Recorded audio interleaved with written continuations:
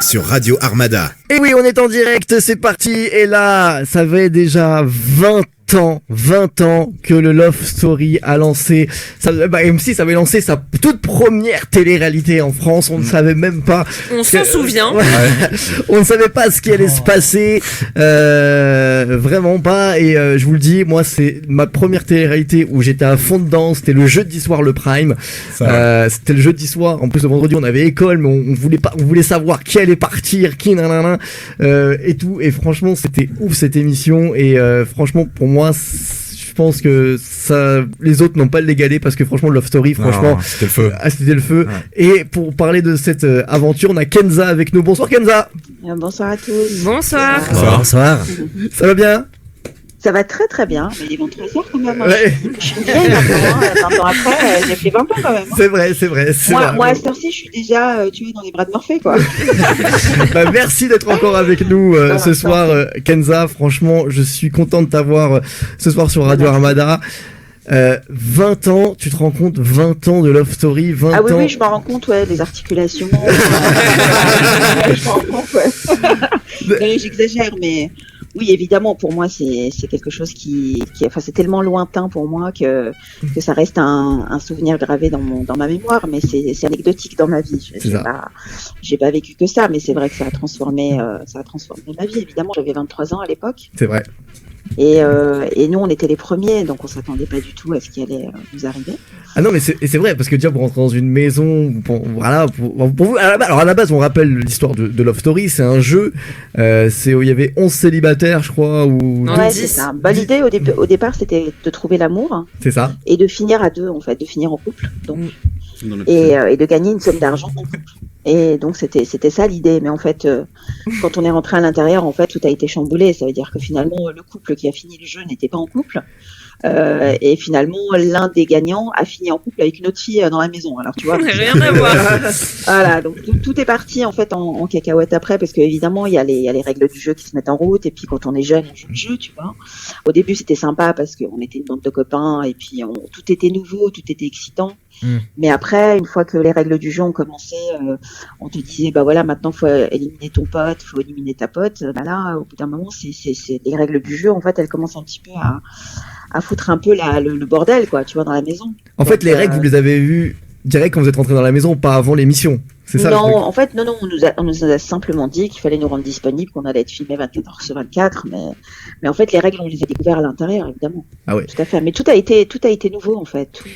Et on précise que c'était du vrai 24-24, c'est-à-dire qu'il y avait quand même une chaîne qui diffusait 24 heures sur 24 des images de la maison. C'est ça. Ouais, sauf que à l'époque, le CSA n'était pas encore intervenu parce que c'était interdit, en fait.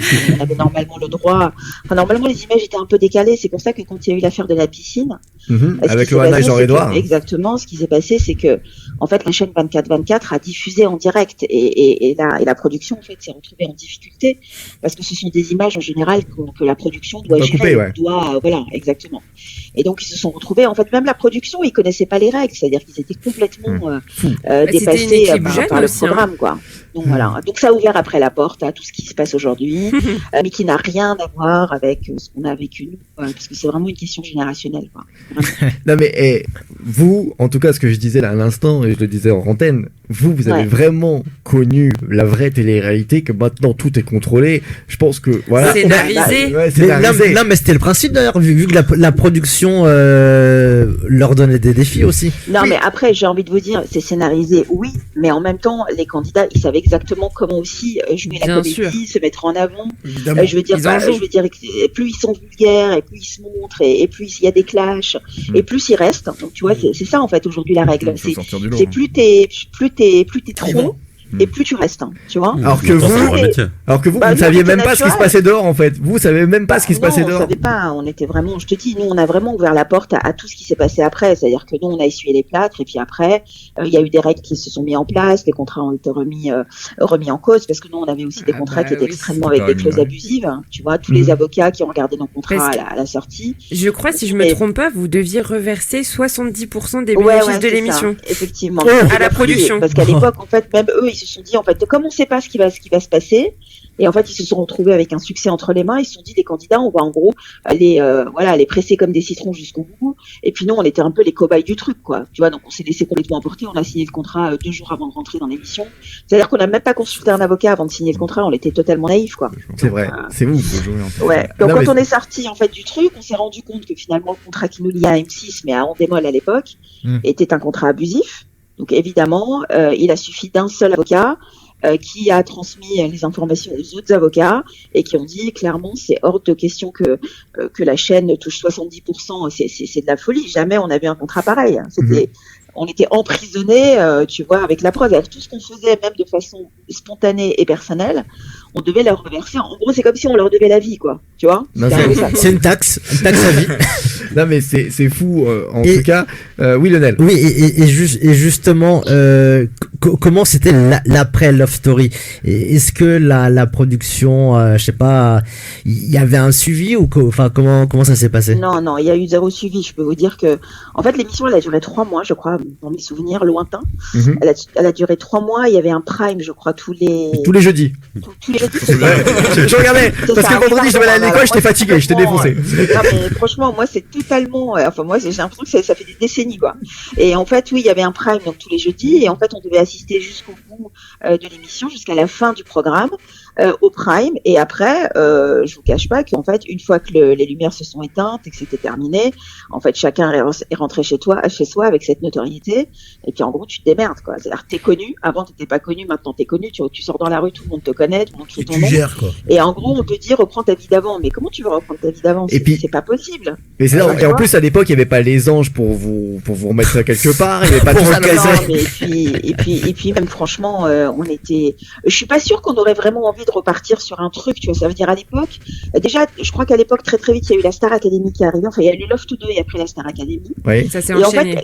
En fait ce qui est terrible, et c'est la réalité de la vie et la réalité de la télévision, c'est que chaque programme efface un programme. C'est vrai. Et qu'en fait, les gens consomment de la télévision comme si ils consommaient de la drogue. C'est-à-dire, en fait, ils prennent leur shot, tu vois, du Loft. Après, c'est terminé. Puis il y a la Star Academy qui arrive. Et en fait, tous les candidats, après, en gros, c'est démerde-toi, quoi. Tu vois. Alors, pourquoi démerde-toi? Parce que clairement, ta vie d'avant, en fait, elle n'existe plus. Tu peux plus retourner à ta vie d'avant en disant je vais reprendre mon boulot d'avant, je vais aller retaper à la porte de mon ancien patron pour lui dire écoute, est-ce que tu voudrais pas me reprendre alors que j'ai démissionné il y a 3 mois et que toute la France me connaît. Enfin, tu vois, il y a toutes ces problématiques comme ça où toute ta famille aussi a été médiatisée. Donc il y a une espèce de pression, tu vois, sur toi où tu te dis qu'est-ce que je fais avec tout ça, quoi. Et au bout de combien de temps ça s'est tassé? 3, 4 mois? Franchement, disons que on va dire que c'est resté assez dynamique pendant 6 mois. D'accord. Tu vois, 6 mois, parce qu'on était invités après encore sur les plateaux télé. On faisait 2-3 lâchers de t-shirts dans les discothèques. Enfin, tu vois, on faisait même des ouvertures de magasins d'électroménager. Enfin, t'imagines quoi. Vraiment, je veux dire, on a vraiment accepté des trucs, mais dans un cadre normal, jamais t'acceptes, quoi. Tu vois. C'est-à-dire que les gens nous voulaient partout, à toutes les occasions, même à la foire à la saucisse, ils nous voulaient, quoi. Tu vois. Ah oui, non, c'est ouf. Et vous avez fait même le festival de Cannes, c'est vrai, vous avez fait le festival. Alors moi je l'ai pas fait. Ah, tu l'as pas fait. C'était des finalistes qui l'ont fait. Non, d'accord. Moi je l'ai pas fait. Mais voilà, tu vois, on était présents encore pendant 6 mois sur pas mal d'événements. Mais le souci c'est que c'était des événements qui nous rapportaient pas. En fait, on gagnait pas notre vie, c'était juste de la représentation. Et en fait, à un moment donné, la réalité de la vie, elle te rattrape. C'est-à-dire qu'il faut que tu recommences à payer ton loyer, il faut que tu recommences à travailler.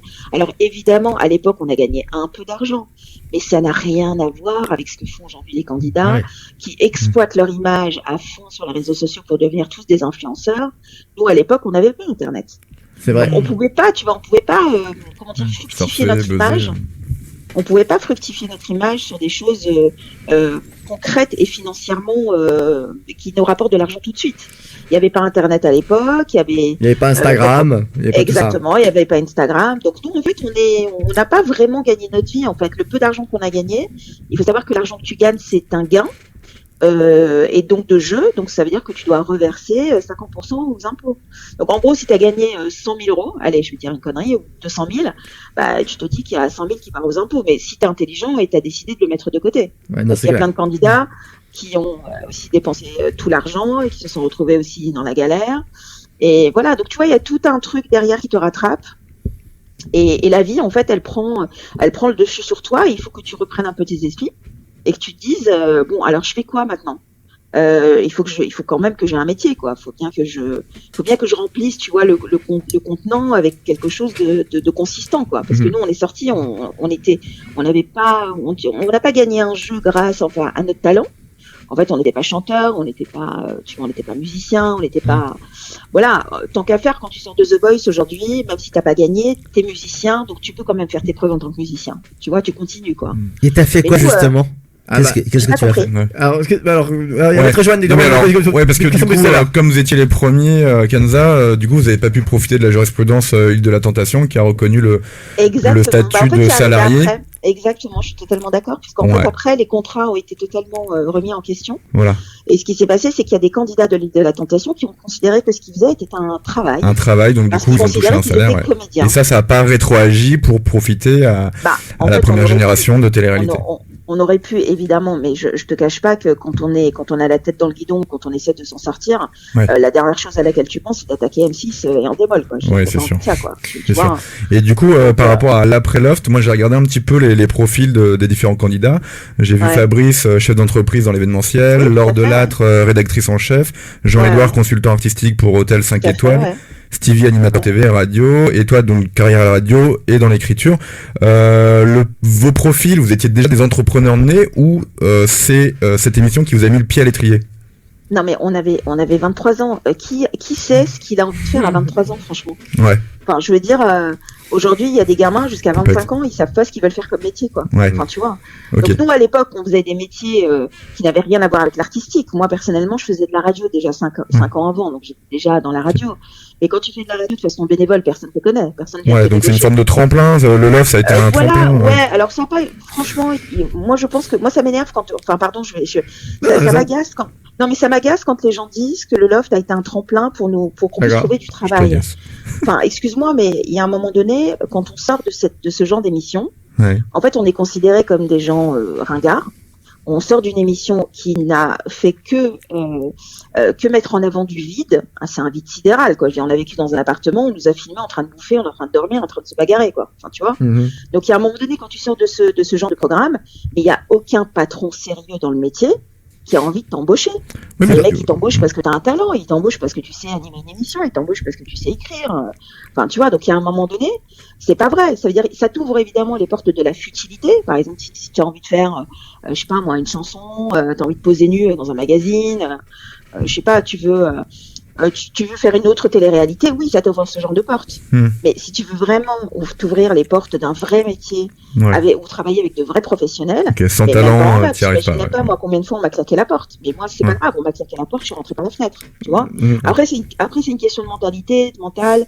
Tu te bats, tu continues, c'est pas grave.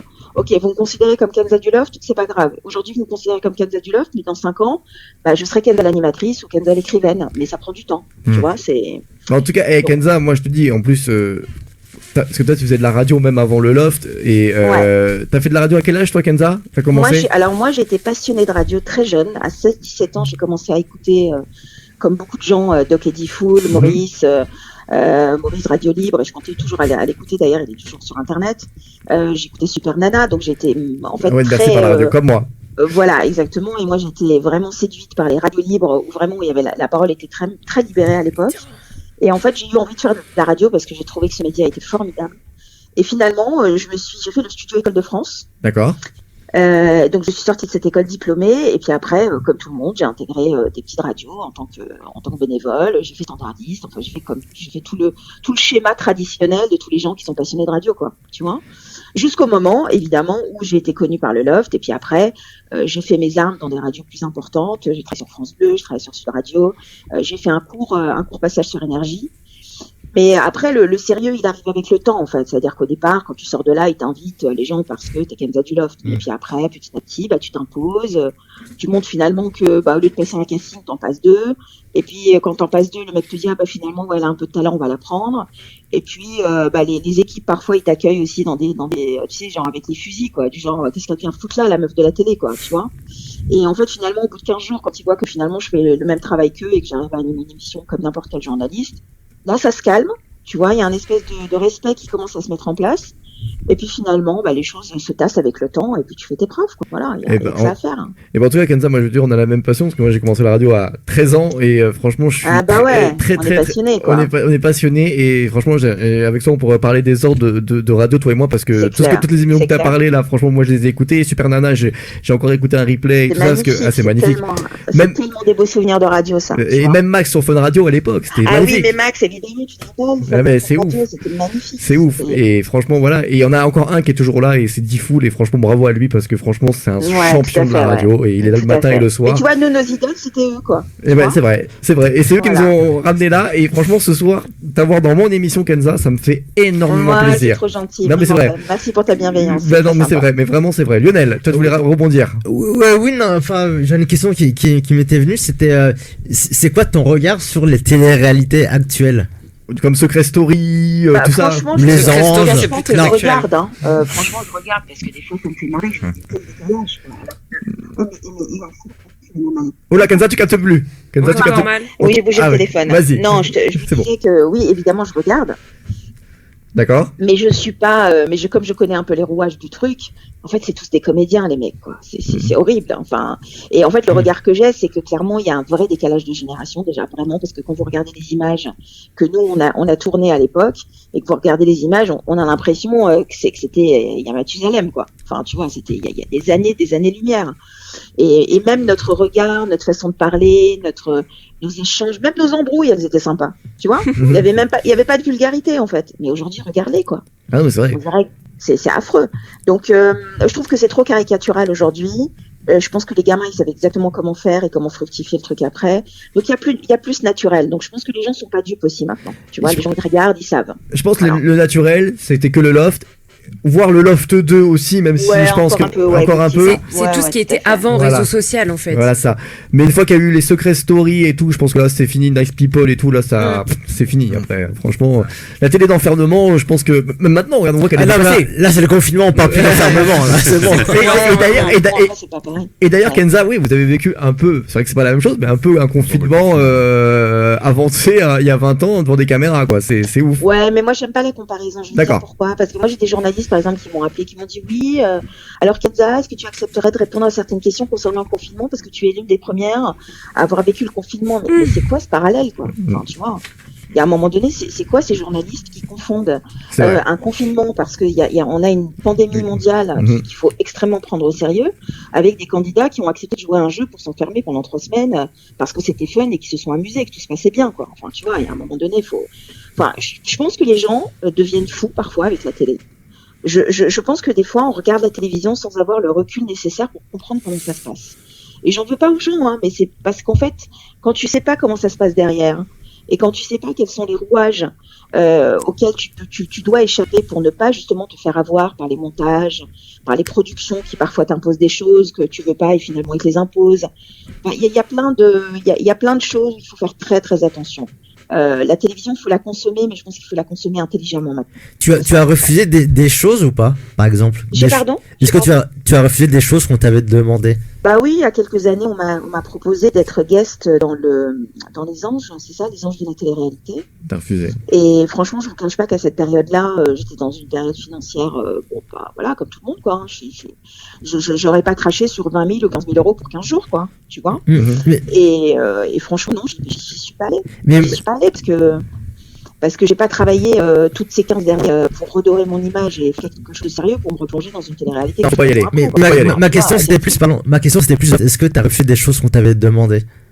Non, en fait, tu sais, à l'époque, on ne demandait pas grand-chose. Hein. Ça veut dire qu'en fait, on entend très mal, là. Ah oui. Vas-y. Pardon, j'ai encore bougé le téléphone. Non, ce que je disais, c'est qu'à l'époque, quand on était à l'intérieur, on avait des espèces de jeux, tu sais, pour nous stimuler toute la journée. Mais les gens, en fait, pensaient qu'on était stimulés toute la journée, mais en fait, on avait un jeu dans la journée.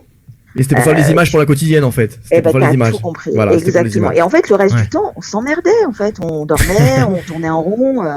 Voilà. Et en fait, évidemment, quand tu vois, toi, le montage à la fin de la journée, c'est hyper dynamique. Tu te dis, ouais, les gars, ils ont joué toute la journée, ils sont géniaux, on les a occupés toute la journée, mais en fait, c'est pas la réalité, quoi. C'est pas la réalité du truc, en tout cas. Bon, en tout cas, c'était très bien monté par M6 et. Exactement. Et Kenza, voilà, une question comme ça. Tu regrettes d'avoir fait le loft ou pas du tout? Alors non, j'ai pas de regrets parce qu'il faut jamais regretter ce qu'on a fait dans la vie. Puis j'ai pas honte de cette expérience. Hein. J'ai rien fait. Enfin, tu vois, j'ai rien fait de grave, quoi. Non, t'as juste la Love Story, un jeu et voilà, c'est tout. J'ai tué personne, j'ai personne, voilà. Après, clairement, tu me demandes si c'était à refaire, est-ce que je le referais? Je te dis non. D'accord. En tout cas, moi, je vais vous dire, j'avais kiffé cette télé-réalité, je regardais tout le temps. Je me rappelle la quotidienne, je faisais vite mes devoirs parce que c'était à 19h, fallait pas louper. Tout le monde, c'était ouf. Et franchement, voilà, non, c'était vraiment l'événement qui avait lancé. Après le 2, j'avoue, j'ai pas accroché de ouf, même si je regardais. Non, mais il y avait plus de nouveautés en fait. C'est vrai. C'est vrai que le 2, on dirait qu'ils s'ennuyaient plus les candidats, on savait plus quoi leur faire au 2. Mais tu vois, c'est comme la Star Academy 1 par exemple. La Star Academy 1 a eu plus d'impact. D'ailleurs, on se rappelle tous de Jean-Pascal, de Jennifer. Mais alors, cite-moi un candidat du 2, quoi. Franchement. Et ben voilà. Mario, enfin, je sais pas. Tu vois, c'est vrai. Bon, en tout cas, voilà, c'est toujours les premiers qui ont marqué le truc, en tout cas. Et ben, je voulais te remercier, Kenza, d'avoir été avec nous. Merci à vous, en tout cas, pour votre et une dernière question. Le After Open Dingue, la musique, là. Alors, d'accord, c'est pas Open Dingue. Ouais, il y a un problème. Open Dingue, ouais, moi, j'ai pas mot, voilà, l'anglais. Mais c'était drôle aussi de vous voir là-dedans. Alors, c'est l'After Up and Down. Ouais. D'accord. Ouais. Hein, donc, à un moment donné, il va falloir prendre des cours d'anglais. Hein, oui, c'est vrai. C'est vrai. C'est ce qu'on essaie. Bien envoyé, Kenza. C'est ce qu'ils essayent depuis longtemps, hein, de me donner des cours d'anglais. Ah ouais, non, mais les gars, je sais pas si vous êtes amis avec lui, mais faut l'aider. Hein. Non. On le connaît pas. Juste le boulot. C'est un mauvais élève. Ça assume pas des cours d'anglais. Non, mais voilà, en fait, oui, c'était un jeu. En fait, quand on est sorti, on nous a dit, ouais, il faut un hymne, en fait, pour le loft. Et puis en fait, on nous a écrit un texte vite fait, on nous a mis en studio, on est passé chacun un tour de rôle derrière le micro, et puis on a fait ça, on nous a mis des trucs, comment on appelle ça, tu sais, pour arranger les voix là derrière. L'autotune. Ah voilà, c'est ça, ils nous ont mis un peu d'autotune. Ah, il y avait déjà. Voilà, c'est emballé, c'est pesé, c'est vendu, tu vois. Voilà. C'est tout. C'est tout. Et puis aussi, il y avait une pub aussi pour MMA aussi que vous avez fait aussi. Oui, c'est ça. Voilà. C'est ça. Mais bon, tu sais, ça fait partie aussi des opportunités qu'on a eues après. C'est normal, il y a certaines marques qui ont voulu nous prendre parce qu'on était vraiment des produits marketing hyper vendables. Enfin, tu vois, on était un peu des porte-pubs, quoi. Tu vois. Et puis on avait une notoriété tellement puissante à l'époque que les gens nous voulaient un peu partout. Donc évidemment, on nous a proposé de faire une pub, on nous a proposé de faire un clip. Mais bon, je peux vous garantir que toute cette mascarade dure pas très longtemps. Et le truc, c'est que tu retombes très très vite sur les pieds et c'est là où ça commence à faire mal. Donc voilà. Donc il faut garder la tête sur les épaules, c'est le plus important. Et ben en tout cas, tu la gardes très bien. Et d'ailleurs, on te retrouve sur une radio. Dis-nous tout, Kenza. Dis-nous tout. Alors écoute, moi je travaille aujourd'hui pour une boîte média qui s'appelle Web Radio Édition, qui est une boîte média qui crée des web radios digitales thématiques. Donc ça veut dire qu'on crée des radios thématiques sur des thématiques particulières. Donc on a une radio sur l'immobilier, sur le patrimoine. Là on va créer une radio sur la sexualité par exemple. Et donc je produis pour eux en fait des émissions et donc je produis pour eux des émissions et je crée avec eux des radios. Voilà. Et ben très bien Kenza, et ben merci d'avoir été avec nous Kenza, ça nous a fait un énorme plaisir et puis un joyeux anniversaire de 20 ans de Love Story. Bah merci Kenza. Merci joyeux anniversaire. Salut. Et bravo encore pour le Prime d'hier soir sur C8. Bravo. C'est vrai, c'était bien ça. Ouais, bravo et puis bravo aussi aux audiences pour le Prime de C8, franchement bravo. Écoute, je sais pas si on est responsable, mais je pense qu'on est un peu responsable. Oui. Et donc c'est pour ça que 1 200 000 hein. 1 200 000 franchement pour C8, bravo et puis bravo aussi à Benjamin Castaldi. Sur Radio Armada. Merci Kenza. C'est ça tous les soirs. Merci Kenza. Ciao, bonne soirée. Voilà, Kenza du Love Story, les 20 ans du Love Story, c'était un grand plaisir de l'avoir ce soir. On va s'écouter une petite musique et puis juste après